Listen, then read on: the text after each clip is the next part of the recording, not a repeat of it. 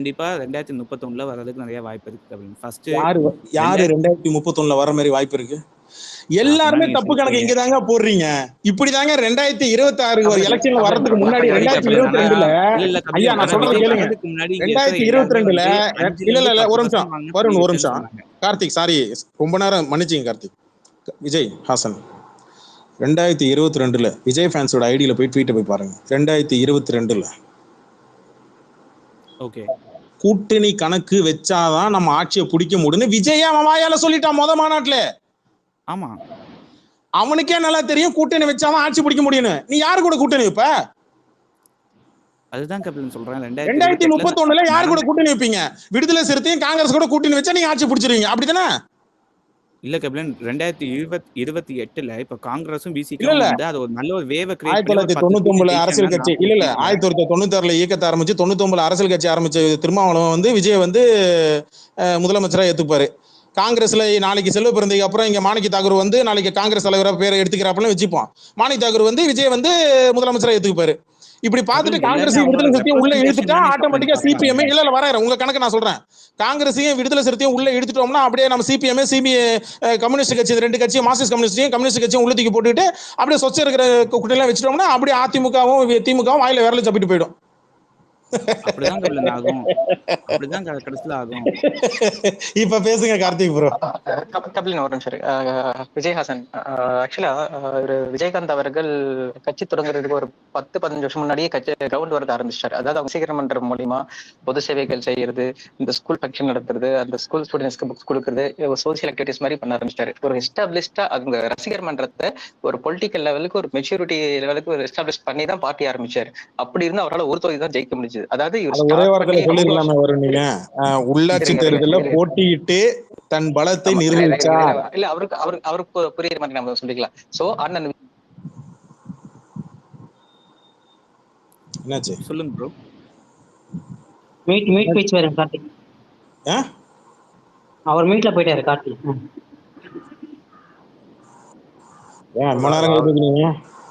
இல்ல நான் பேசல ப்ரோ. அது இப்பதான் நான் பேசுறேன். கார்த்திக் யார் பேசுறது? வருண் பேசுறதா? வருண் பேசிருக்காரு. நான் தான் பேசிட்டு இருக்கேன். ஸோ இப்போ அவர் விஜய் வந்து ஜூன் 2025ல இது முடிச்சாரு, ஷூட்டிங் முடிச்சார். பட் இங்கிட்ட கேம்பெயின் ஸ்டார்ட் பண்ணல. ஏன்னா இந்த வருஷம் ஒரு அப்ராக்சிமேட்டா ஏப்ரல்ல எலெக்ஷன் வருதுன்னு அவருக்கும் தெரியும். ஆனா அவரோட அந்த கட்சி பணி ஆரம்பிச்சதே எனக்கு தெரிஞ்சு செப்டம்பர்ல அக்டோபர் ஆரம்பிச்சாரு. அது அவ்வளவு தீவிரமா கிடையாது. ஒரு இடத்துல நம்ம ஜெயிக்கணும்னு ஆசையா இருக்கு, நம்ம அரசியலுக்கு வரணும், கலப்பணி ஆகணும், நம்ம ஒர்க் இமீடியட்டா ஸ்டார்ட் பண்ணி. பட் ஏன் அவர் லேட் பண்ணாரு? லேட் பண்ணது மட்டும் இல்லாம அந்த வீக்கெண்ட் கம்பெயின் மட்டும் தான். பட் அந்த சனிக்கிழமை நீங்க சொல்றது இல்ல நீங்க சொன்ன அந்த கோர் கண்டென்ட் நான் எடுத்துக்கிட்டேன். அது என்ன நீங்க சொல்றீங்கன்னா சரியா ஹார்ட் ஒர்க்கே பண்ணல, சரியா மக்களை போய் ரீச் அவுட்டே பண்ணல. அது வந்து முன்னாடில இருந்தே கிரவுண்ட் ஒர்க் ஸ்டார்ட் பண்ணி எல்லாமே கரெக்ட் தான் ப்ரோ. ஆனா 10 வருஷத்துக்கு முன்னாடியே கட்சி ஆரம்பிச்சிருந்தாலும் அவன் நக்க கூட முடியாது விஜய். காரணம் என்ன தெரியுங்களா? அவன் மண்டையில இருக்கிற சுழி வாய். ஏன்னா அந்த நாய்க்கு அரசியலே தெரியாது, அவன் கூட இருக்கிறவனுக்கு அரசியல் தெரியாது. என்னமோ விஜயகாந்த் வந்து முன்னாடி ஏங்க விஜயகாந்த் வேறங்க, விஜயும் விஜயகாந்த் ஒன்னா? விஜய் என்னமோ அதுக்கு இதே மாதிரி விஜயகாந்த் மாதிரி அவர் 10 வருஷம் முன்னாடியே கட்சி ஆரம்பிச்சு உள்ளாட்சி தேர்தலில் போட்டிட்டு அப்படியே சீட்டு வாங்கி இப்ப அப்படியே அறுத்து தள்ளிடுவார். அப்ப ஆனா இப்ப எல்லாருமே இல்ல கபிலன் உள்ளாட்சியில வாங்குவாங்களான்னு தெரியல. ஏன்னா அவங்க இன்னும் போட்டியிடல. இப்பதான் சட்டமன்றத்திலே ஃபர்ஸ்ட் வந்துட்டு இருக்காங்க. இல்ல இங்கதான் நீங்க விஜய் கவனிக்கணும். சார் உள்ளாட்சி தேர்தலில் போட்டியிடல, ஆனா ஒரு வேலையை பார்த்து விட்டான். என்ன தெரியுமா? சுயேட்சையா இவங்க கட்சியில எடுத்துக்கிட்டாரு. சுயேட்சையா ஜெயிச்சவங்க எல்லாரையும் வீட்டுக்கு கூப்பிட்டு சால்வ போத்தி கட்சிக்குள்ள நினைச்சுக்கினாரு. எப்படி இப்ப 234வது தொகுதியில ஆள் கிடைக்காம இருக்கும் போது இவரும் நமது ரசிகர் மன்றத்துல இருந்தார். அதனால இவர் சுயேட்சையாக நிக்கிறார். அதனால நாங்க நீங்கள் அனைவரும் இங்க இருக்கிறாங்க, நீங்கள் ஓட்டு போட வேணும்னு உட்காந்து 2 தடவை ப்ரமோஷன் பண்ணி ஓட்டு கேட்டாப்ல. அதே டெக்னிக் தான் அன்னைக்கு உள்ளாட்சத்துல பண்ணாப்லாம் அவன். இப்ப தெளிவா புரியுதா உங்களுக்கு? என்ன பதில காணும்? இல்ல ஆமா, நான் அதெல்லாம் இல்லன்னு நான் சொல்லவே இல்லையே கபிலன். அதெல்லாம் கண்டிப்பா அதெல்லாம் விஜயகாந்த் ஒரு கட்சி முதல்ல கட்சி ஆரம்பிச்சு முதல்ல தேர்தலை போட்டியிட முதல்ல வரீங்கன்னா குறைஞ்சபட்சம் கொஞ்சம் நேர்மையை காட்டணும். இவன் கட்சி ஆரம்பிக்கிறது முன்னால இருந்து ஆயி தாயி மாயி வாயி அப்பா மேல 2 கேஸ் அப்போ அம்மா மேல 2 கேஸ் போட்டதுல இருந்து இன்னி வரைக்கும் ஃபுல்லா பித்தலாட்டம் தான், மொல்ல மாதிரி தனம், முடிக்க வச்சு தனம். கூட இருக்கிறது எல்லாம் பாருங்க லாட்ரி சீட்டு. இன்னொரு விஷயம் நடந்திருக்காங்க. வேற ஒரு ஸ்பேஸ்ல ஒரு இதுன்னு சொன்னாங்க. அவங்க பிஎல்ஏ இருக்காங்க டிஎம்கே கட்சிக்காக. நைட்டு எலெக்ஷனுக்கு முன்னாடி ஒரு நாள் மிட் நைட் ஒரு 1:30 மணிக்கு போயிட்டு ஒரு 3 டிவிகே பசங்க வந்து பிடிச்சி கலாட்டா பண்ணியிருக்காங்க. அவங்கள அது abuse நிறைய பண்ணியிருக்காங்க. இருக்குங்க. அவங்க கள்ளக்குறிச்சியில போயிட்டு மாமனார், வழக்கறிஞர் மாமியார். அடிச்சு, கள்ளக்குறிச்சியில போய் வழக்கறிஞர் அடிச்சு கேஸ் ஆயிருக்கு. அப்புறம் பூத் கமிட்டியில போயிட்டு இங்க போயிட்டு அந்த யார் அவரு அந்த அந்த பேர் என்ன சேகர் பாபு கிட்ட போய் சண்டை போட்டாப்ல. என்ன அவரு கபிலன் இந்த ஆனா மாதிரி அவர் உங்க ரசிகர் மன்றம் தானே கபிலன்? அதெல்லாம் உடனே ரஜினி ரசிகர் மன்றம் உடனே ரஜினி வீட்டுல ரஜினி ரசிகர்லாம் ஓட்டு போட்டுருவாங்களா? இங்க 4 பேர் பொழந்துட்டு தான் இருக்கிறான். அந்த சொட்ட மாட்டேன் என்ன ரஜினி ரசிகரா? உண்மையான ரஜினி ரசிகா மானமுள்ள ரஜினி ரசிகனா போயிருக்க மாட்டான். அது காசுக்கு அடிபட்டு போனது. அது ரஜினி ரசிகர் பண்ணா என்ன செஞ்சிருக்காரு? என்ன எதிர்க்கு என்ன இல்ல செஞ்சு ஆனா இங்க கூச்சல்? ஆதவ் தப்பா பேசும்போது அவர் வந்து ரஜினிக்கு தானே கபிலன் வயிறு வந்து வெங்காயம் புடுங்கினாரு அவரு. பெரிய வெங்காயம் வெள்ள பூண்டு அது. அடுத்தது எலெக்ஷன் முடிட்டேன். சேகர் பாபு கிட்ட நல்லா வாங்கி அடிக்கும் போது நல்லா இப்ப தெரியும். சேகர் பாபு நல்லா வெளுத்து விட்டு அனுப்புவாப்ல. அது எனக்கு இன்னொரு சந்தேகங்க விஜயஹாசன், ஏன் எல்லா நடிகர் ரசிகர்களையும் அப்புறம் இல்ல பகச்சிக்கிறீங்க? விஜய் எனக்கு அப்ப தெரிஞ்ச நான் ஒரு கூலி கேள்வி படம் கேட்பேன். நினைக்கிறேன். இல்ல இல்ல இருங்க இருங்க நான் இல்ல முடிச்சிடறேன். வரும் இந்த பாயிண்ட் ஒண்ணு சொல்ல மறந்துட்டேன். அப்ப விஜய் ரசிகர் நானும் விஜய் ரசிகர் தான். ஆனா விஜய்க்கு ஓட்டு போட மாட்டேன்னு சொன்னானே அது எந்த லிஸ்ட்ல சேர்க்கிறது?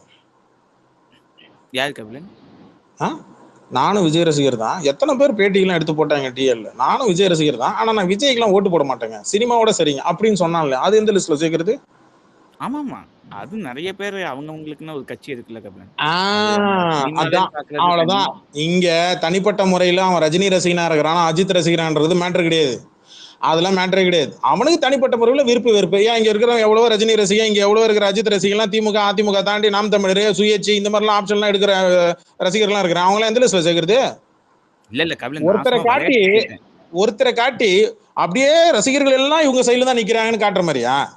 இல்ல நீங்க என்ன அவருக்காக ஓட்டு நீங்க ரஜினி யார் சொல்லுவாரா அந்த ஆளு யாருன்னே தெரியாது. நானும் தான் இங்க இல்லைங்க, நானும் தான் இங்க 10 வருஷமா மன்றத்துல இருக்கிறேன். அந்த ஆள்லாம் யாருன்னே தெரியல எனக்கு சந்தானம் தெரியும், சோழிநில ரவி தெரியும், இந்த சைடுல இருக்கிற என் மாவட்ட தலைவர் இங்க ராமு தெரியும், ஒரு ஜெயராமு தெரியும், நமக்கு இங்க தஞ்சாவூர் மாவட்டத்துல தெரியும். இது என்ன புதுசா இருக்கு இந்த பீஸ்? கையில கொஞ்சம் காசு இருக்குன்னு வச்சுக்கோங்களேன், வயிறுல கொஞ்சம் சாப்பாடு, பாக்கெட்ல கொஞ்சம் காசு இருக்குன்னா ஒரு ஆட்டம் ஆடும். ஒரு எலெக்ஷன் தான் ஆட்டம் ஆடும். ஓஞ்சத்துக்கே நீ இந்த ஆட்டம் ஆடுறேன்னா 10 எலெக்ஷனை பார்த்தவங்க 50 எலெக்ஷனை பார்த்தவங்கலாம் என்ன ஆட்டம் ஆடுவாங்க? விஜயஹாசன், எனக்கு புரியாத ஒரு விஷயம் என்னன்னா, எனக்கு கேள்வி அதுதான், எல்லா நடிகர்களோட ரசிகர்களையும் பகச்சிக்கிறீங்க சோசியல் மீடியால.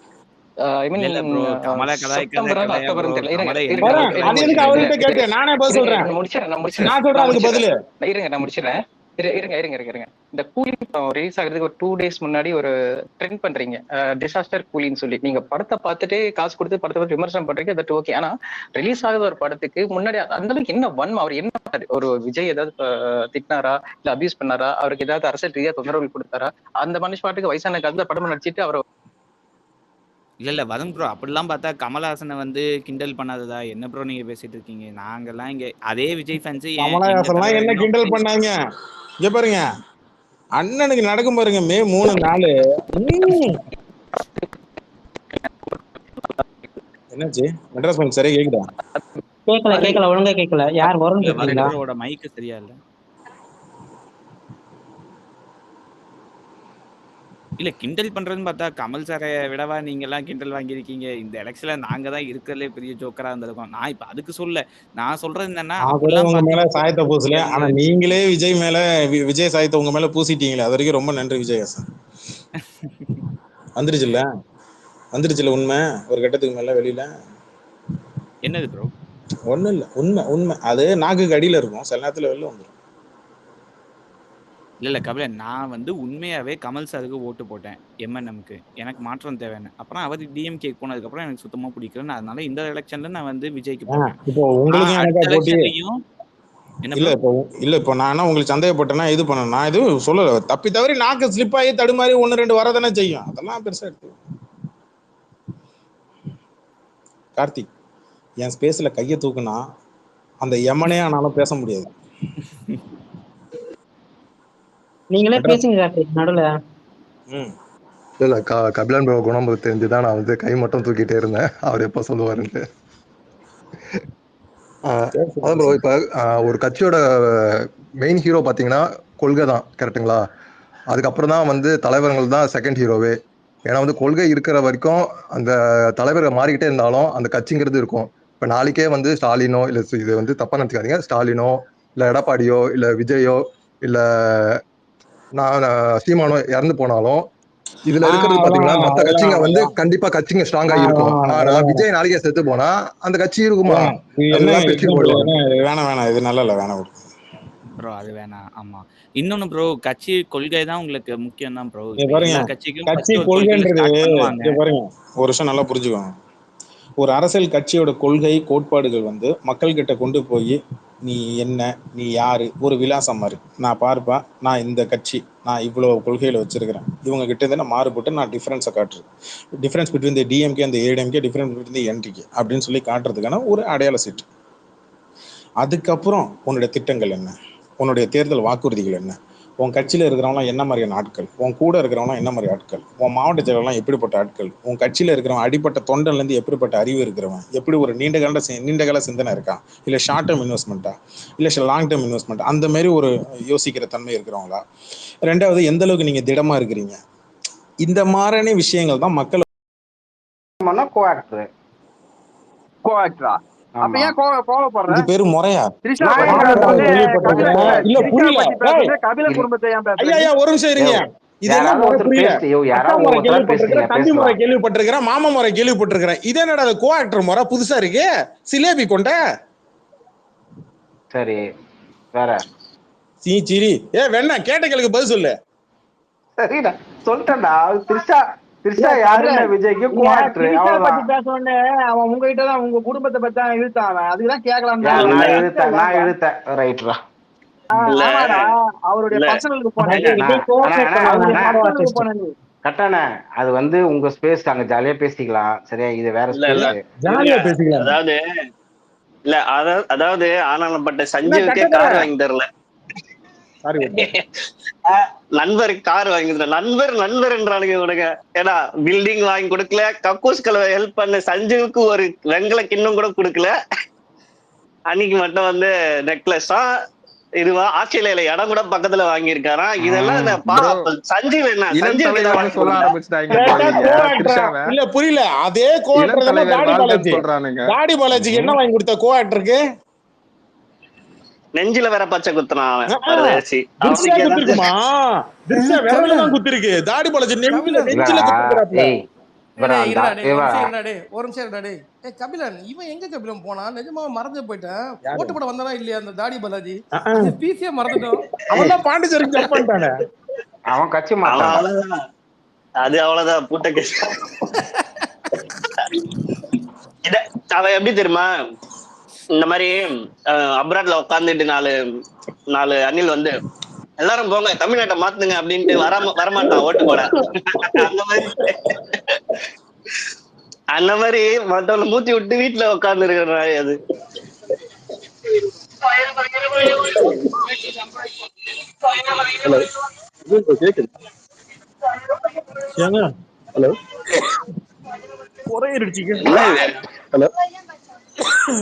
பேக்ரவுண்ட் யாருதோ ரொம்ப சவுண்டா இருக்கு.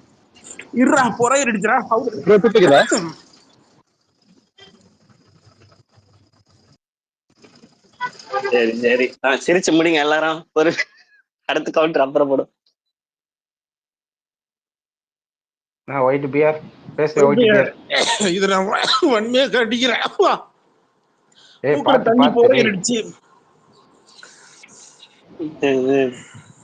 இல்ல இது முன்னாடி டீ கடைன்னு ஒருத்தர் வந்தாரு, லைட்டா கேட்டேன். ஆனா இப்ப நீங்க ஒரு கேள்வி அவர்கிட்டயும் ஒரு கேள்வி கேட்டாங்க, இவர்கிட்டயும் ஒரு கேள்வி கேட்டாங்க. 10 லட்சம் கோடி எப்படி கடன் அடைப்பாங்கன்ட்டு. இது வந்து நான் வந்து ஆல்ரெடி பார்த்தேன். இதுக்கான சொல்யூஷன் வந்து விஜய் ஃபேன்ஸ் போட்டிருந்தாங்க. எப்பெல்லாம் வந்து கடனோ கையில காசு இல்லையோ அப்ப அண்ணன் வந்து ஒரு படம் நடிச்சு 2000 கோடி 3000 கோடி கஜானால போடுவாருன்னாங்க. தொடர்ச்சியா ஒரு 10 படம் பண்ணானா 10 லட்சம் கோடி வரப்போகுது. இது வந்து நீங்க வந்து புரியாம பேசுறீங்க, உங்களோட அறியாமன்னு நான் நினைக்கிறேன். இத வந்து என்ன விஎஃப்சி நண்பர் அவர் ஒத்துக்குவார் நினைக்கிறேன். 69 படம் நடிச்சே எத்தனையோ 600 கோடி தான் கணக்கு காட்டிருக்காரு. எப்படி ப்ரோ 10 படம் நடிச்சு 10 சட்டம் அவர் கையில இனிமே ஒரு லேடி ஒண்ணு வீடியோ போட்டு பாத்தீங்களா? அண்ணன் 2500 ரூபாய் எப்படி கொடுப்பாருன்னா அண்ணன் பாக்கெட்ல இருந்து எடுத்து கொடுக்க போறாரு அண்ணன். அதெல்லாம் உங்களுக்கு ஏன் கவலை இருந்துச்சு? அதுதான் சொல்றேன். இப்ப வந்து இது வரைக்கும் வந்து படம் வந்து பிடிச்சவங்க போய் பார்த்தாங்க, ஃபிளாப்னா ஃபிளாப் சொன்னாங்க. எப்படி 10 லட்சம் கோடி அண்ணன் வந்து ஆடி சம்பாதிப்பாருன்னா ஒரு படம் நடிப்பாரு, கட்டாயமா எல்லாரும் போய் பார்த்து ஆகணும். கட்டாயமா 500 ரூபாய் டிக்கெட், கட்டாய டிக்கெட்டுகள் வழங்கப்படும் அப்படின்னு போட்டு அதை எடுத்து மக்களுக்காக கொடுத்துருவாரு. ஒன்றும் பிரச்சனை இல்லை. ஆனா இதோட ஒரு கொடுமை ஏதாவது இருக்குமா? ஒயிட் பேரு ஆனா எப்படியும் எங்க அண்ணன் ஆட்சிக்கு வந்துருவான்னு ஒத்துக்கிட்ட பாரு. இல்ல கரெக்ட். இல்ல நான் அவரோட ஆட்சியில தான் ஆல்ரெடி வாழ்ந்துன்னு இருக்கேன். சூப்பர். 6 சிலிண்டர் 2 சிலிண்டர் காலி ஆயிடுச்சு. வெயிட் பண்ணிரு. ஆனா வந்து கட்டாயப்படுத்த அந்த ஆட்சியில இல்ல இரு ஆட்சியில நல்ல புடவை கட்டிட்டு பெடெக்ஸ்ல அண்ணன் மூஞ்ச வரைஞ்ச மாதிரி ஒரு புடவை கட்டியா, அது வந்து என்னால ஏத்துக்க முடியாது நண்பா. அப்ப என்ன ஆண்களுக்கு வந்து ஜட்டில வரைஞ்சு கொடுத்துருவீங்களா கட்டாயமா போடணும்ட்டு? என்ன இது வந்து ரொம்ப இது வந்து தனி மனித உரிமை வந்து மீறுறது இல்லையா? ஜட்டில ஃப்ரண்ட்லியா பேக்லியா அதை சொல்லுங்க. பேக்ல வைங்க, அப்பதான் குசு கூட கரெக்டா இருக்கும். இல்ல நண்பா, இந்த கோரிக்கை என்னடா எல்லாம் பேசுறீங்க, அசிங்கமா பேசுங்கடா நீங்களா. இல்ல நாங்க பேசுறோம், நீங்க பண்ணிட்டு இருக்கீங்களா புடவை கட்டிட்டு குசு விட்டு. சரி வின் பண்ணுவோம். முதல்ல ஒயிட் பீரை தூக்கி உள்ள வைக்க போறேன், அதான் பண்ண போறேன். பாத்து இல்ல ரகு, நீங்க கேட்டது கரெக்ட் தான் ரகு. யார உள்ள வைக்கலாம், யார வெளியே. ஒரு நிமிஷம் கட்டணை ஏன்னா குறுக்க வந்து கட்டைய போட்டுனுக்குற. இல்ல பசங்களா பேசினு கட்ட போட்டுனுக்குற. என்னடா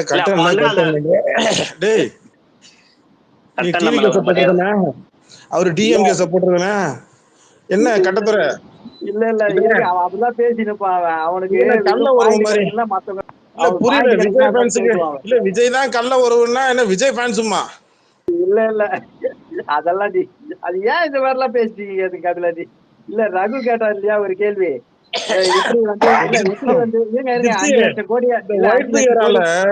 தண்ணி அப்பதாங்க குடிக்க போறேன்.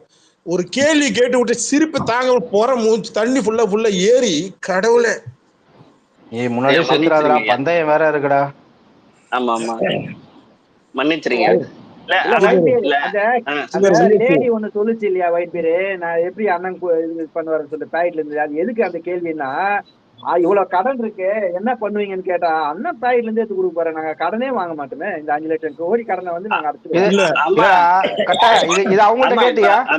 அததான் கட்டாயப்படுத்துறாங்க. கட்டாயமா நீங்க படம் பாத்தீங்கன்னா வரி செலுத்துற மாதிரி. அது சரி, அவரு ரகுல் என்டிக்கு ஒண்ணு கேள்வி கேட்டாரு, அது பதில் சொன்னியா?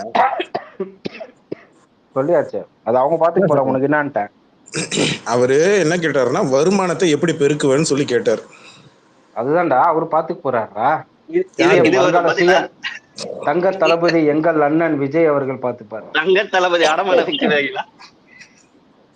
அவர் என்ன குடும்பத்தையே ஒழுங்கா பாத்துக்க முடியல, எப்படி ப்ரோ நாட்டை பாத்துப்பாரு? பழசு 1.5 வருஷத்துக்கு முன்னாடி பேசுனது இல்லடா, 1.5 வருஷத்துக்கு முன்னாடி பேசுனது புதுசா பேசு.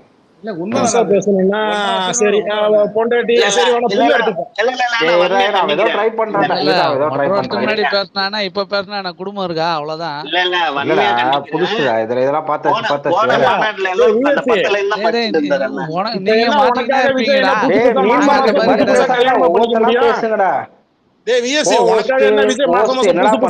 பண்ணிக்க முடியும் கட்டினா ஒரு பொண்டாட்டி தானே சொல்லு.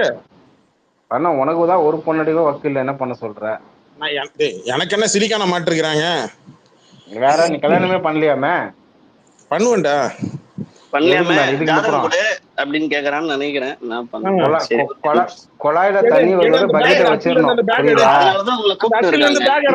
எத்தனை போட்டோ வச்சிருக்கேன் பாப்பா. அக்கில இருந்து பேக் எடு. காமெடி பண்ண வெக்கத்தை பாருங்களா உனக்கு. விஜய் பத்தி பேசினாலே காமெடின்றானுங்க, நம்ம எப்படி பேசலாம்? இப்படிதான் ஒயிட் பேர் ஏதோ ட்ரை பண்றான், அவனை பேச அவனை பர்ஃபார்மன்ஸ் பண்ண விடுறேன். மறுபடியும் சொல்றேன், நான் கூப்பிட்டுதான் இல்ல நான் என்னன்னு கூப்பிட்டதுக்கு நீ வந்த, அடுத்து என்ன வான்னு கூப்பிடுற, இப்போ ஒயிட் பேரை கூப்பிடுற, அடுத்து யார கூப்பிடுவ நீ? இருங்க, அவன் எனக்கு ஒரு வாய்ப்பு கொடுத்திருக்கான், யாரும் மதிக்க மாட்டேங்கிறாங்க. ஒரு வாய்ப்பு நன்றி நண்பா. நான் கீழே போயிட்டு வந்துடுறேன். எப்ப நீங்க பேசிட்டு இருங்க. வாய்ப்பு கொடுத்திருக்காரு, ரொம்ப ரொம்ப பெருமையா இருக்கு. ஒயிட் பேர் உங்களுக்கு டைரக்டாவே வந்து த்ரெட்டன் பண்ணிருக்கான் பாத்தீங்களா? ஃபர்ஸ்ட் உங்களை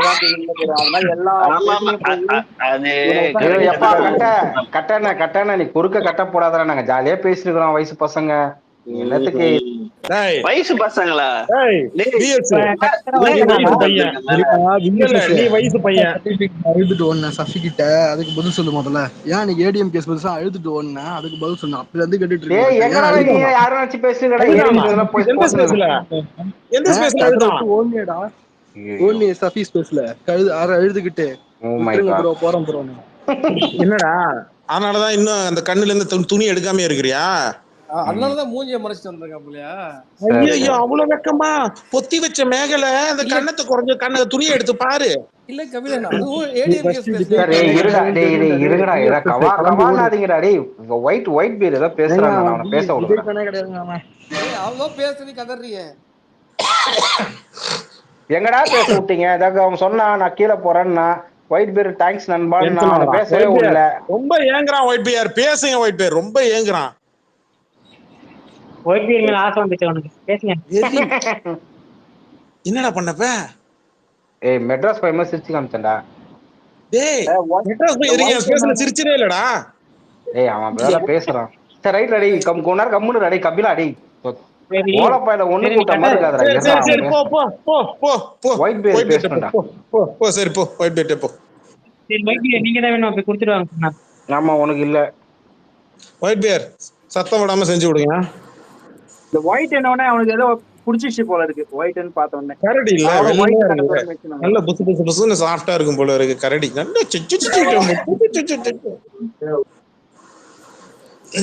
என்ன விஎஸ்சி கரடி பயமா இருக்க? கட்டி பிடிச்ச ரெண்டு பேரும் மரத்தை சுத்தி சுத்தி வாங்க போ. நான் கூட பேரை மாத்திட்டு வந்துடுறேன். ஒயிட் கட்டை எனக்கு ஒரு பயமா தான் இருக்கு. அவன் கூப்பிடும்போது நான் வந்த உடனே கதறான், நடுவுல வராதுன்றான். எனக்கு ஒண்ணும் புரியல, அவன் என்ன எதிர்பார்த்தான். வேணுமா வேணாமா?